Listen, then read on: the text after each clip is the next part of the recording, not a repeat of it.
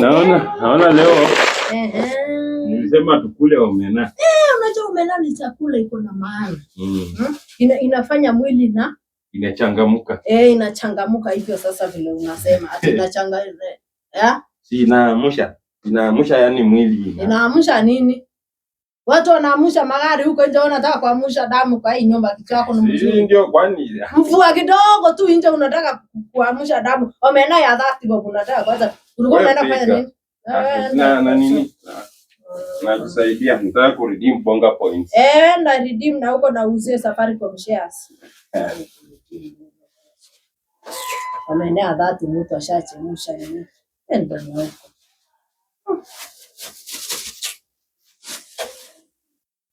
Hiyo na message naingia mbio nisome. Ya nani? Nikusome. Usisome.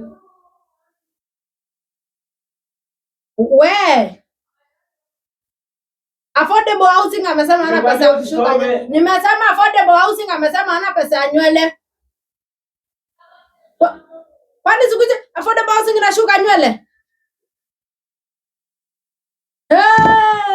Haya. Uja ujipange.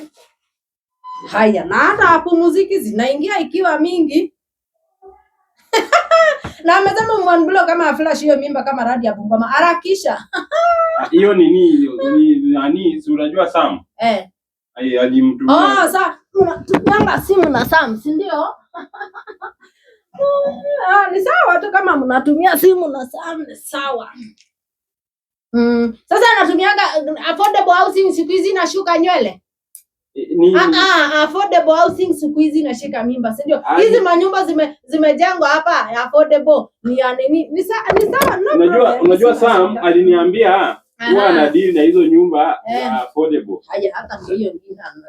Sasa hata anasema ako hapa nje ya gate. Nyumba siku hizi za affordable housing inatembea. Ndio sasa sijui sasa itaingiaje. Ama ni Sam, anaweza kuwa ni Sam. Sam anashuka nywele, si ndio? Sam anashika mimba. I mean hebu shika na hiyo kwanza. Peleka huko. Jana fungulia gate. Ayai. Unaona babe, ni vile una overthink. Unaona? Nani ana overthink? Mimi ni overthink.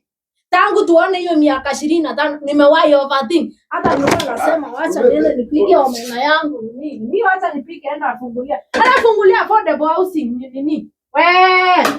Enda fungulia affordable housing. Ata flash mimba. Ayai. Naambianga muache bangi na msikiangi. Sasa nilikuwa nasema toroka tu tarudi hapa affordable housing, acha nikuambia. Haya.